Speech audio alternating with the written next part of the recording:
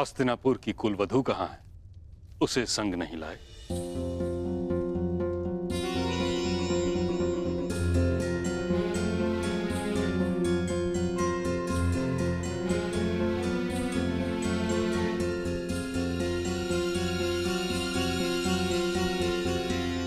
देवी पांचाली, पितामह तुमसे मिलना चाहते हैं।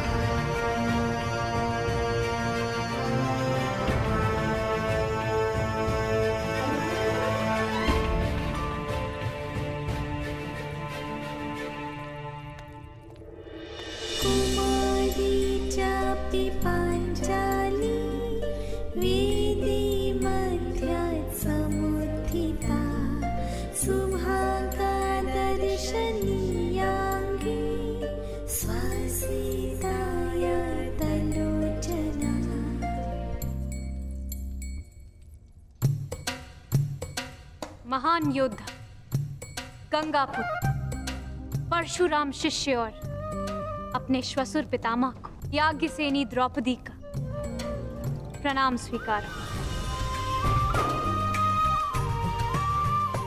अपने परिचय के लिए जिन शब्दों का चयन तुमने किया है यज्ञसेनी, उससे तुम्हारे गुण, तुम्हारा ज्ञान, बड़ों का आदर और तुम्हारे चरित्र की श्रेष्ठता सिद्ध होती है।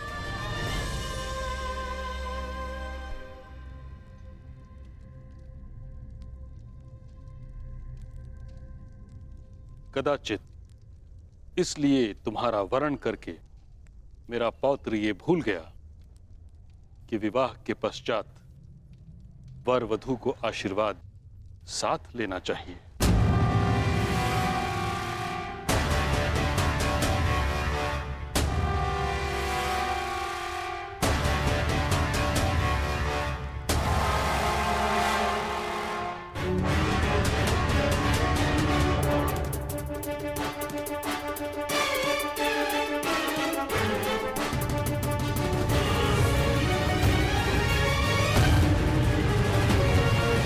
विवाह के पश्चात वर वधू को आशीर्वाद साथ लेना चाहिए।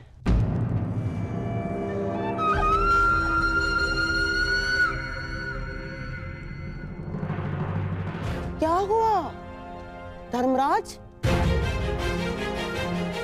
आपका मुख मलिन क्यों हो गया?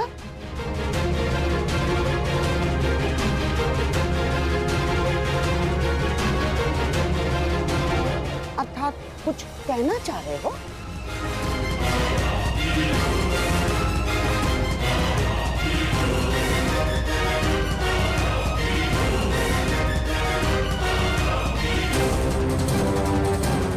अर्जुन, आशीर्वाद लेने के लिए आगे नहीं बढ़ोगे?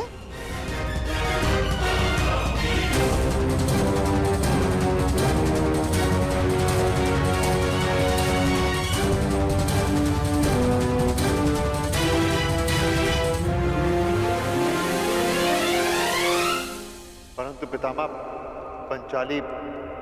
पंचाली केवल अर्जुन की पत्नी नहीं है।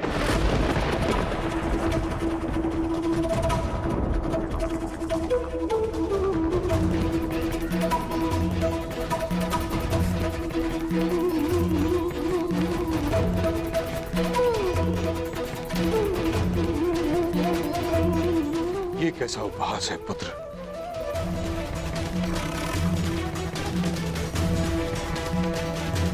अर्जुन ने पांचाली का स्वयंवर जीता है, उसका वरण किया है।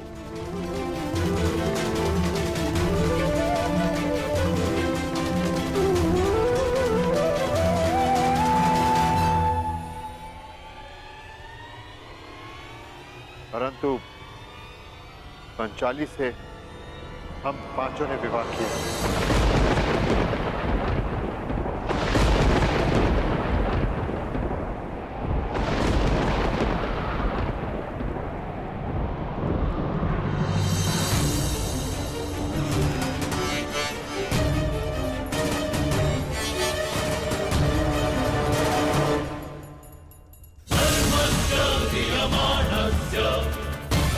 अब देखो कैसे इस युधिष्ठिर का मुकुट छीनता हूं मैं। ये क्या कर दिया तुम लोगों ने? ये क्या कर दिया?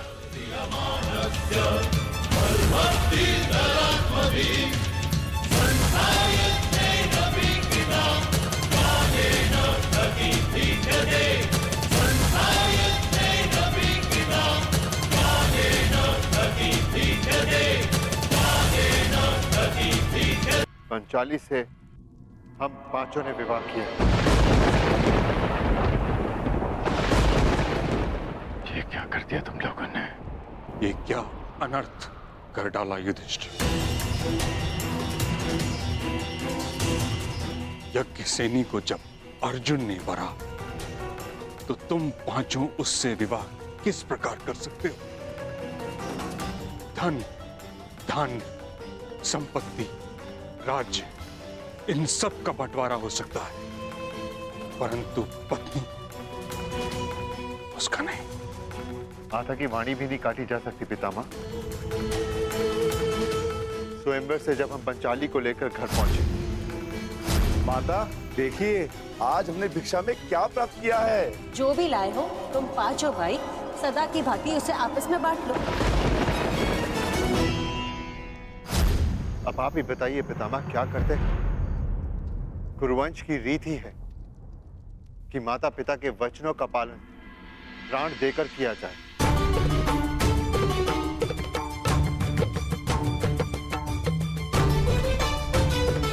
एक माता 5 पुत्रों को जन्म दे, यह नीति संगत है, परंतु एक स्त्री से 5 पुरुष विवाह नहीं कर सकते। सोचा नहीं तुमने प्रजा को जब ज्ञात होगा तो क्या उदाहरण लेगी तुमसे? राजा और युवराज प्रजा के लिए प्रेरणा का स्रोत होते। तुम ये कैसे भूल गए कि तुम हस्तिनापुर के युवराज हो? युवराज, महामहिम कैसी बातें कर रहे हैं आप? युवराज वो नहीं होता जो मस्तक पर मुकुट धारण करता है। युवराज तो वो होता है जो प्रजा का उत्तरदायित्व धारण करता है, और प्रजा का उत्तरदायित्व भूलकर कितने समय तक अज्ञात रहने वाला कैसा युवराज?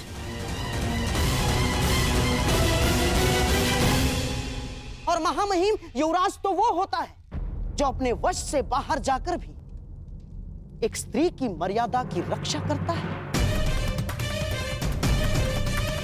और हां, जिसने एक ही स्त्री को 5 पुरुषों से विवाह करने के लिए विवश कर डाला,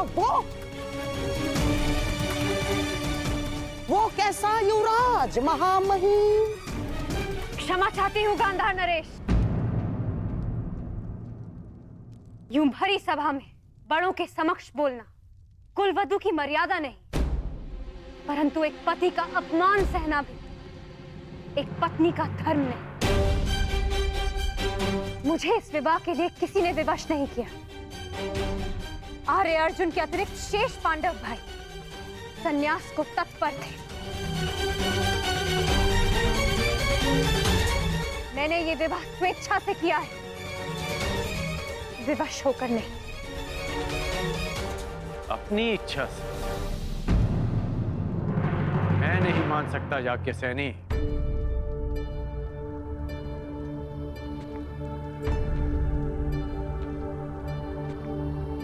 जिस पंचाली को रीति नीति पर इतना विश्वास था कि उसने एक सूत पुत्र का वरण करना अस्वीकार कर दिया, वो कैसे 5 पुरुषों से विवाह कर सकती है?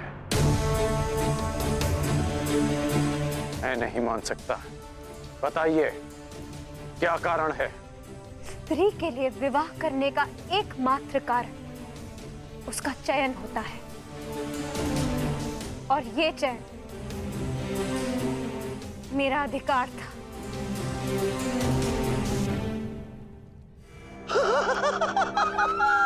अद्भुत, अद्भुत। हस्तिनापुर का युवराज हस्तिनापुर को कलंकित कर देने वाले कर्म का पक्ष ले रहा है, और कुल को कलंक देने वाली कुलवधू उसे उचित चयन और उचित अधिकार सिद्ध कर रही है। महामहिम, क्या लगता है आपको, क्या ऐसे व्यक्ति को हस्तिनापुर का सम्राट बना देना हस्तिनापुर के हित में होगा?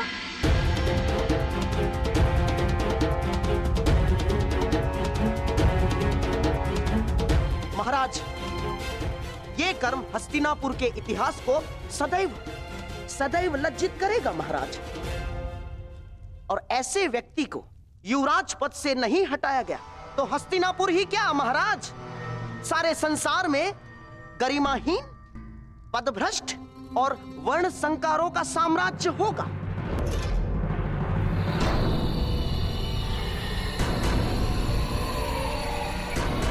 युधिष्ठिर, तुम तो धर्म के प्रतीक हो पुत्र, मुझे तुमसे ऐसी आशा न थी। और जो युवराज अपने महाराज को निराश करे उसे युवराज पद पर रहने का कोई अधिकार नहीं ना।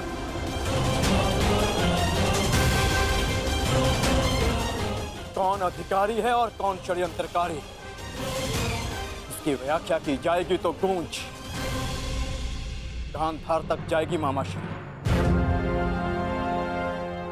युवराज पद ज्येष्ठ भ्राताश्री को दान में नहीं मिला, अपने पौरुष, पराक्रम और बल से अर्जित किया है हमने। हस्तिनापुर के युवराज होने का अधिकार केवल और केवल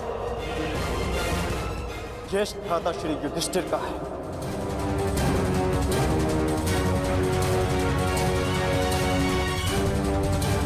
और उस अधिकार की गणना गांधार नरेश नहीं कर सकते। तो ठीक है, इसकी व्याख्या हस्तिनापुर का वर्तमान युवराज करेगा।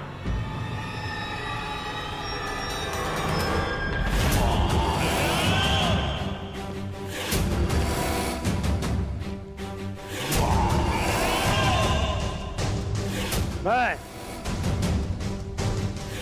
मामाश्री के मत का समर्थन करता हूं। युवराज भावी सम्राट होता है, उस पर प्रजा और समाज में नैतिकता के मानदंड को स्थापित करने का उत्तरदायित्व होता है। और 5 पतियों वाली स्त्री का पति इस पद के योग्य नहीं है।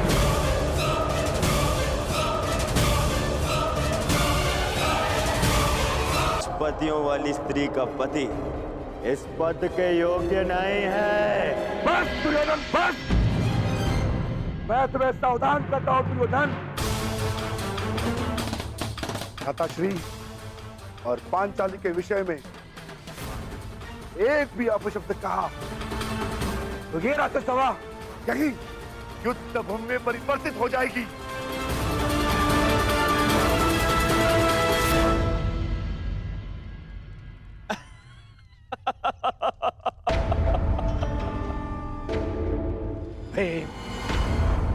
गरजने वाले मेघों से मूषक और हिरण भयभीत होते हैं, देह नहीं।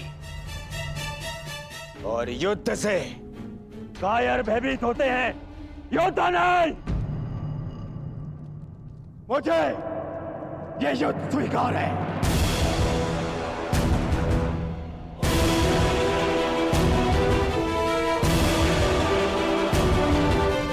हस्तिनापुर का भविष्य कौन होगा, कदाचित उसका निर्णय युद्ध से ही होगा।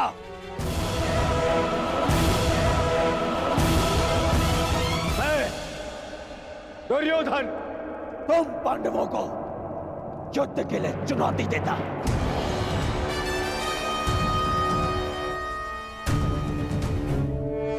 अब हस्तिनापुर का सम्राट वही होगा जो ये युद्ध जीतेगा।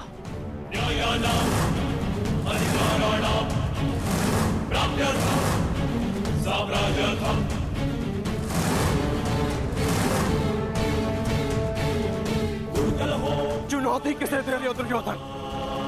क्या रंगभूमि भूल गए या आचार्य द्रोण की गुरु दक्षिणा का प्रकरण स्मरण नहीं? पांचाल से लौटे हुए अभी तो कुछ ही दिवस हुए, और आज ये भूल गए हो तो स्मरण दिलाने के लिए मैं भी तत्पर हूं।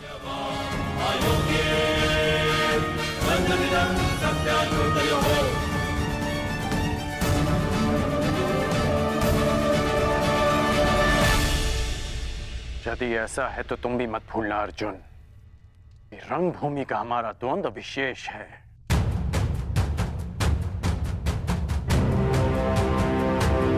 स्मरण रखो कि आचार्य द्रोण की गुरु दक्षिणा चुकाते समय मुझे तुम्हारा स्पर्धी होने से रोक दिया गया था।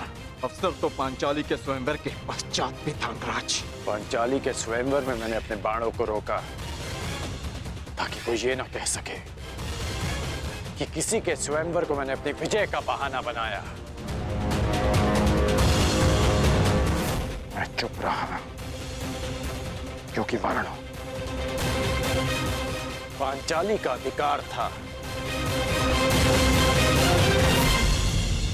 परंतु यदि तुम मेरे मित्र का अधिकार छीनने आए हो तो मैं तुम्हें युद्ध के लिए ललकारता हूं।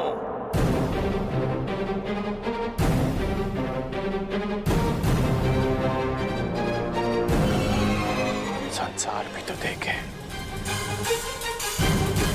कि सबसे बड़ा धनुर्धारी कौन है।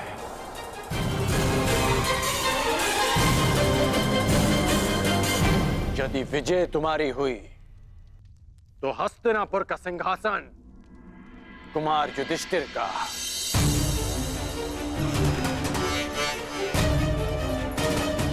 परंतु यदि तुम पराजित हुए तो तुम दोबारा हस्तिनापुर की ओर मुख नहीं करोगे।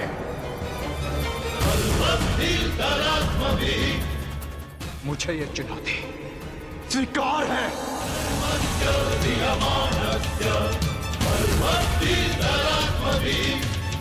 तो हम कहां पीछे हटने वाले हैं, युद्ध अभी हो। बस,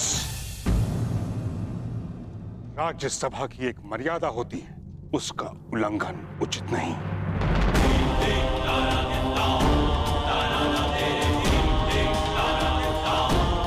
राज सिंहासन के साथ साथ मैंने राज्यसभा की मर्यादा की रक्षा करने का भी प्रण लिया है।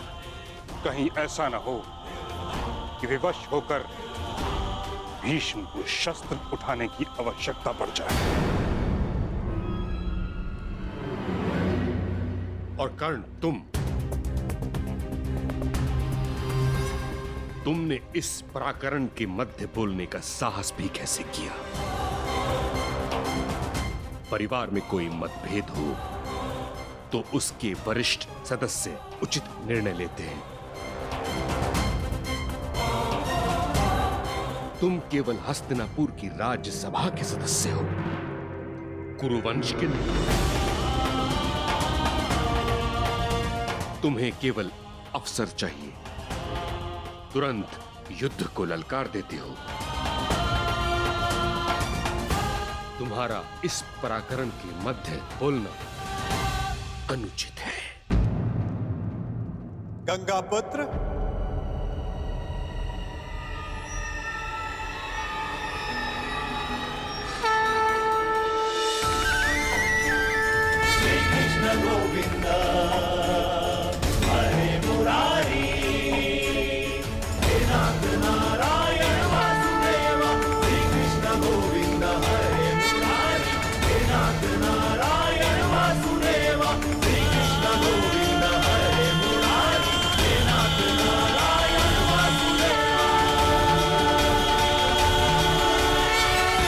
ने कुछ अनुचित नहीं कहा।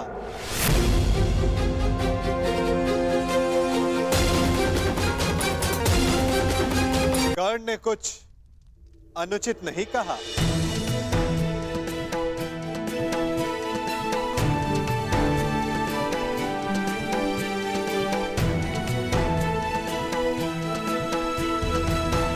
मुझे खेद है, मैं आपका स्वागत नहीं कर सका, क्योंकि आपका आगमन पारिवारिक कलह के मध्य हुआ है। पारिवारिक कलह के कारण ही मैं यहां आया हूं गंगा पुत्र।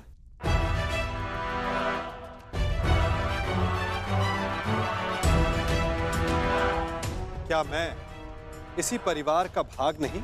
परंतु जो आपने कहा वह इस परिवार के हित में नहीं है। किसमें किसका हित है, किसका अहित, ये तो व्यक्तिगत चयन पर निर्भर करता है ना गंगा पुत्र।